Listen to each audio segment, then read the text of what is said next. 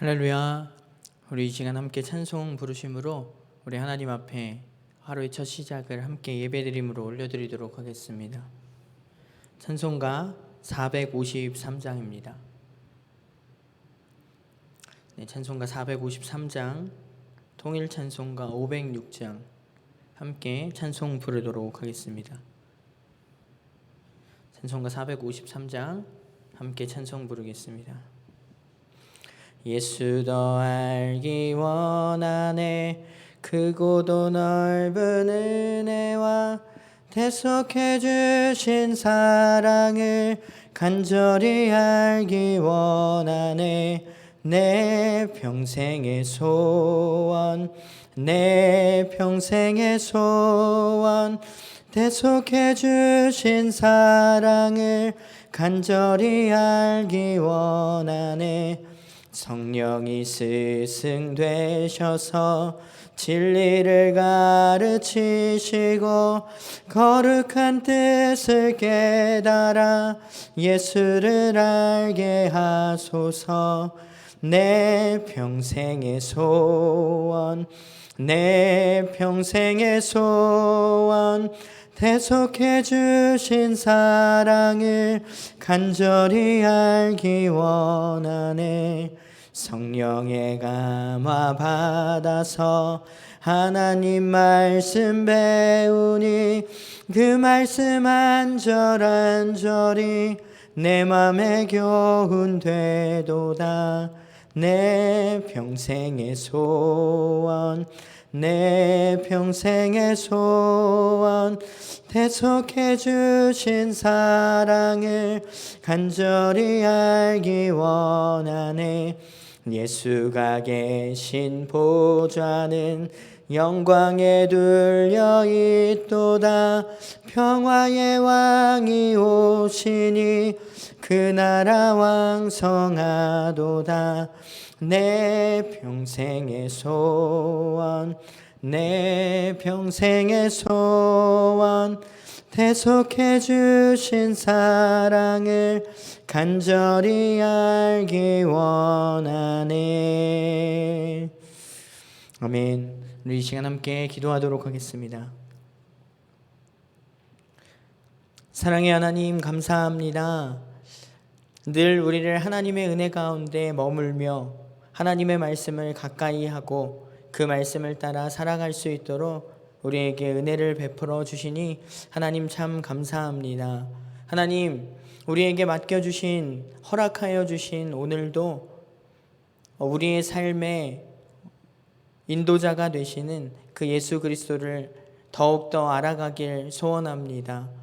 하나님의 말씀을 통하여 우리에게 베풀어 주신 그 크신 구원의 은혜를, 대속해 주신 그 십자가의 은혜와 사랑을 우리가 더욱더 간절히 알아가길 소망합니다. 성령 하나님 함께하여 주셔서 우리에게 듣는 귀를 허락하여 주시고 깨닫는 지혜를 허락하여 주셔서 오늘도 하나님의 말씀을 따라 우리의 삶을 주의 자녀로서 온전히 살아낼 수 있는 능력을 허락하여 주시옵소서. 오늘도 우리의 삶 가운데 함께하여 주실 우리 주 예수 그리스도의 이름으로 기도드립니다. 아멘. 오늘 함께 나누실 말씀은 전도서 8장 1절부터 8절까지 말씀입니다. 구약성경 전도서 8장 1절에서 8절까지 말씀 함께 나누도록 하겠습니다.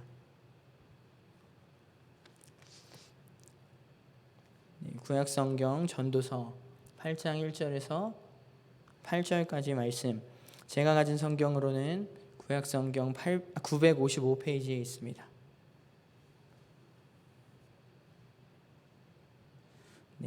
전도서 8장 1절에서 8절까지 말씀 함께 합독하여 읽도록 하겠습니다. 함께 읽겠습니다. 누가 지혜자와 같으며 누가 사물의 이치를 아는 자이냐? 사람의 지혜는 그의 얼굴에 광채가 나게 하나니 그의 얼굴에 사나운 것이 변하느니라. 내가 권하노라, 왕의 명령을 지키라. 이미 하나님을 가리켜 맹세하였음이니라. 왕 앞에서 물러가기를 급하게 하지 말며 악한 것을 일삼지 말라. 왕은 자기가 하고자 하는 것을 다 행함이니라. 왕의 말은 권능이 있나니 누가 그에게 이르기를 왕께서 무엇을 하시나이까 할 수 있으랴. 명령을 지키는 자는 불행을 알지 못하리라.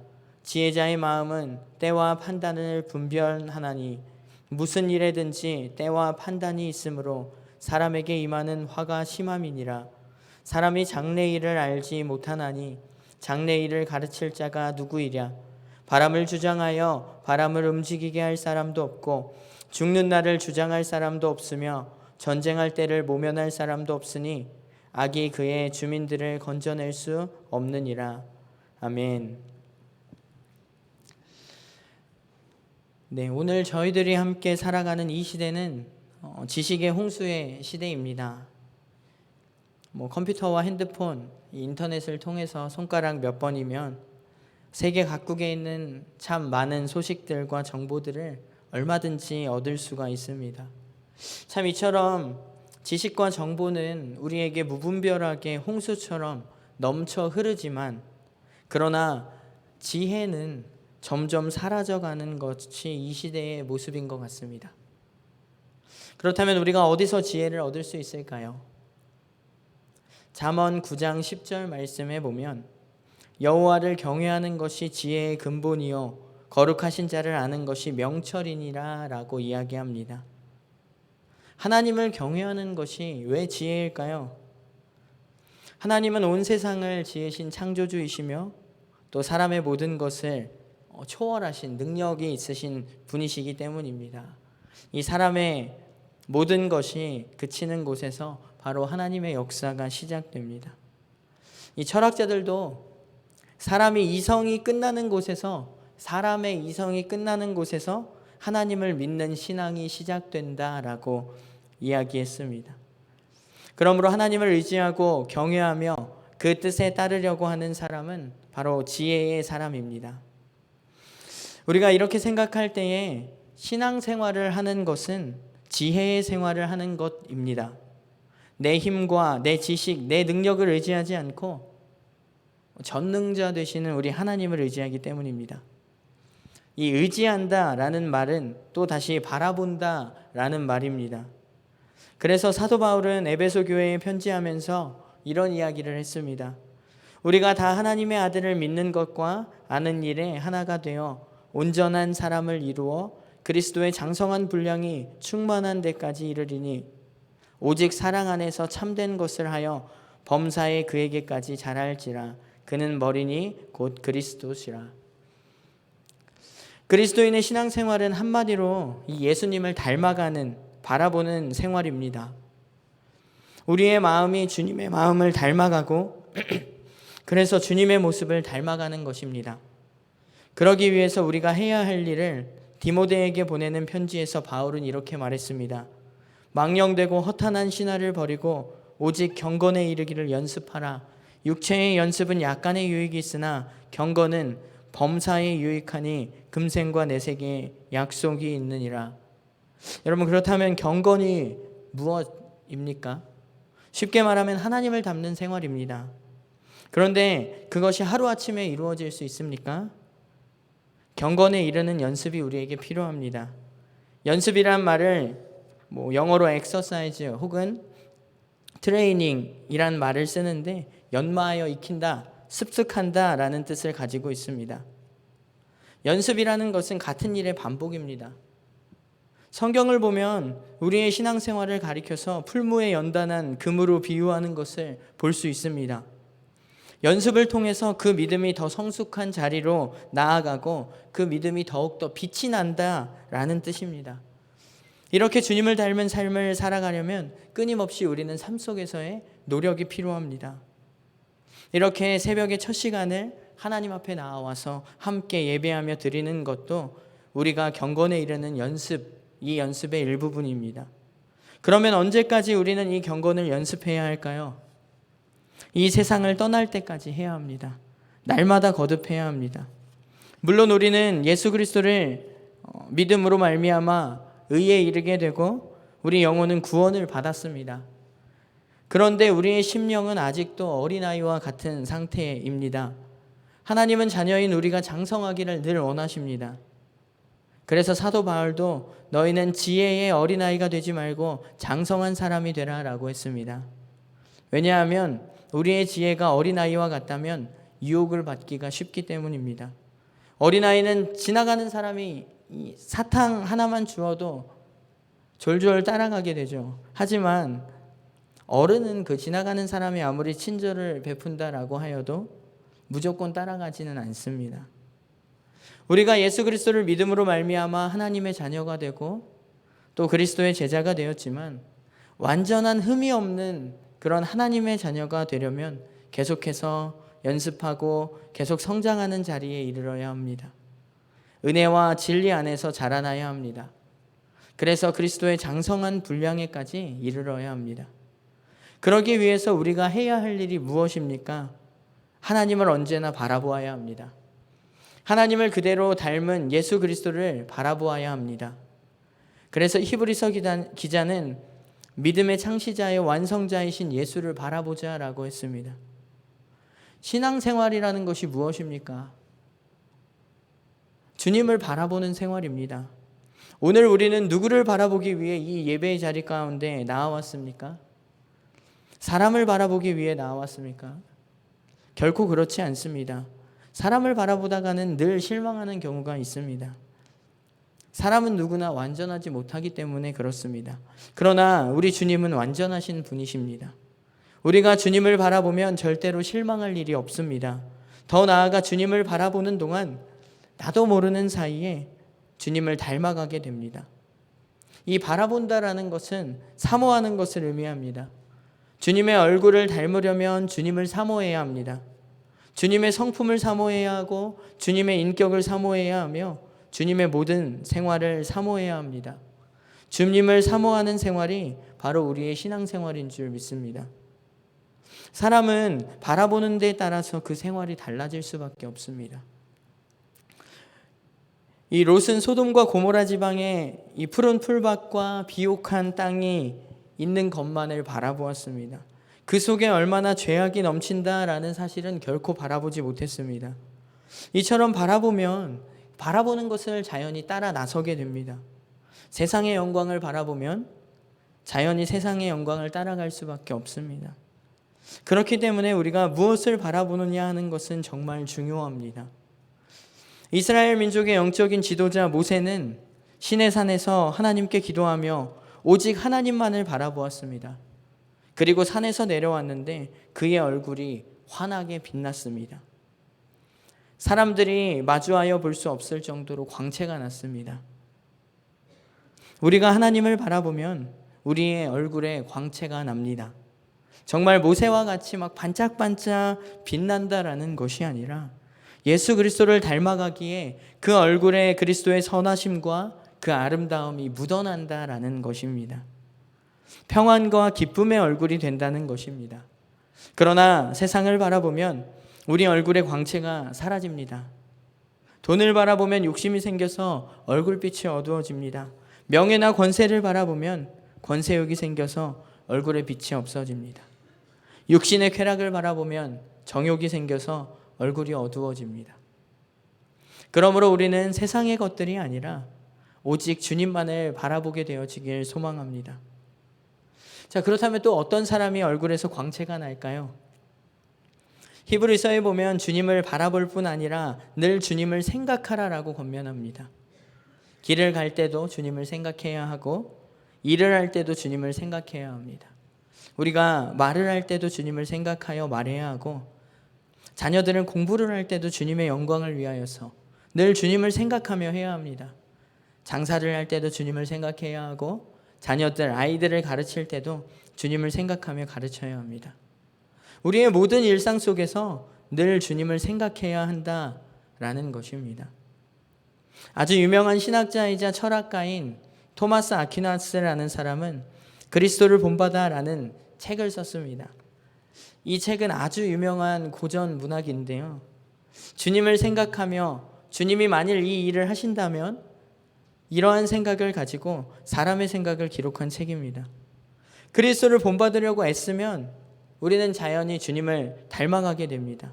무슨 일을 하든지 예수님이시면 어떻게 하실까 하는 것을 생각해 보며 주님을 닮으려고 힘쓰는 생활, 그것이 곧 신앙생활이며, 그렇게 살아가는 사람의 얼굴에는 늘 예수 그리스도를 닮아 얼굴에 환한 광채가 나게 되어지는 줄 믿습니다.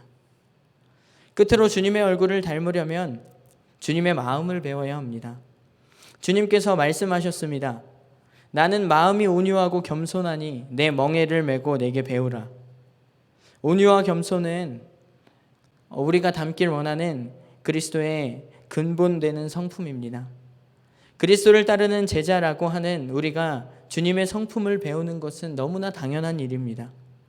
우리는 온유와 겸손의 열매를 맺어야 합니다.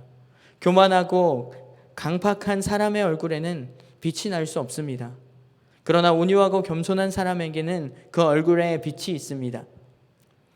내 얼굴이 빛나는 것은 내가 아닙니다. 결국은 다른 사람이 볼 때 주님의 얼굴을 닮아야 합니다. 저 사람을 보면 또 저 사람을 만나면 예수님을 만나는 것 같아. 우리가 이런 이야기를 듣게 된다면 사실 얼마나 행복할까요? 네, 또 책 한 권을 소개하려고 하는데요. 아시시의 성 프란시스라는 책이 있습니다. 이탈리아 아시시의 프란시스라는 사람의 이야기를 담은 책인데요.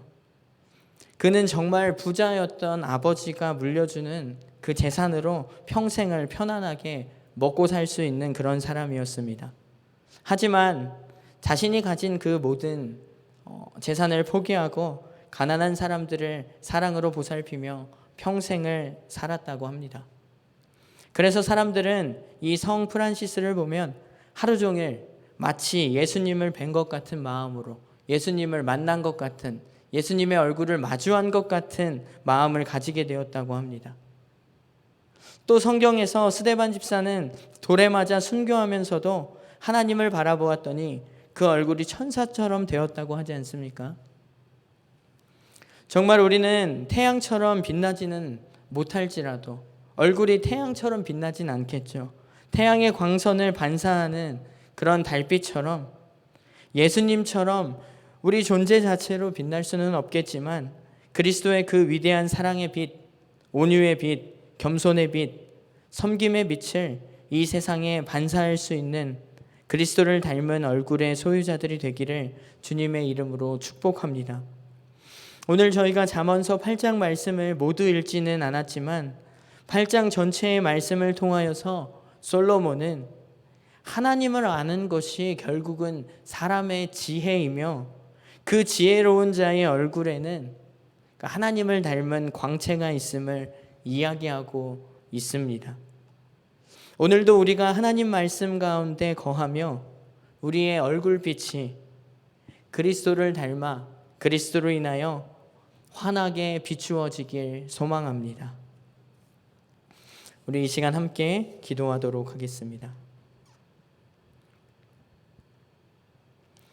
사랑의 하나님, 오늘도 하나님의 말씀으로 잠시나마 은혜를 나누게 하시니 참 감사합니다. 하나님, 우리가 하나님과 같이 존재 자체로서 광채가 날 수는 없겠지만 우리의 삶이 늘 하나님께서 친히 보여주신 예수 그리스도의 삶을 따라 하나님의 말씀을 따라 살아갈 때에 그리스도를 닮아 갈 때에 우리의 얼굴빛에 세상을 향한 근심과 어둠은 물러가고 예수 그리스도의 그 사랑과 은혜로 인하여서 참 평안과 기쁨이 넘치며 얼굴에 광채가 나게 되어지는 줄 믿습니다. 오늘도 우리를 통하여서 세상 가운데 그리스도의 선한 빛을, 아름다운 빛을, 복음의 빛을 전하는 귀한 주의 자녀들이 되어질 수 있도록 하나님 함께하여 주시옵소서. 우리를 통하여 이 땅 가운데 하나님 나라를 확장해 가실 우리 주님을 믿습니다. 우리를 통하여 일하여 주시옵소서. 오늘도 주의 선하신 빛으로 우리를 빚어가실 우리 주 예수 그리스도의 이름으로 기도드립니다. 아멘. 하늘에 계신 우리 아버지여, 이름이 거룩히 여김을 받으시오며 나라가 임하시오며 뜻이 하늘에서 이루어진 것 같이 땅에서도 이루어지이다. 오늘 우리에게 일용할 양식을 주시옵고 우리가 우리에게 죄 지은 자를 사하여 준 것 같이 우리 죄를 사하여 주시옵고 우리를 시험에 들게 하지 마시옵고 다만 악에서 구하시옵소서. 나라와 권세와 영광이 아버지께 영원히 있사옵나이다. 아멘. 우리 시간 함께 기도하시도록 하겠습니다. 함께 기도하실 때에 우리의 삶이 늘 예수님을 닮아가는 그러한 삶이 되게 하여 주시고 예수님과 날마다 동행함으로써 그리스도의 빛이 우리의 얼굴에 날마다 비추어지게 하여 주시옵소서. 또 두 번째 기도 제목입니다. 2월 국내 선교 프로젝트 더빛교회를 위하여서 한 번 더 함께 기도하겠습니다. 이 안중지역 영혼들을 살리고 세우는 일에 힘쓰게 하시고 또 이소영 사모님이 온전히 치유되어지길, 그래서 복음의 사명을 함께 감당할 수 있도록 우리 함께 섬기는 교회인 우리 더빛교회를 위하여서 함께 기도하도록 하겠습니다. 우리 이렇게 두 가지 기도 제목 놓으시고 함께 기도하신 후에 각자의 기도 제목 놓고 기도하시고 자유롭게 돌아가시도록 하겠습니다. 함께 기도하겠습니다.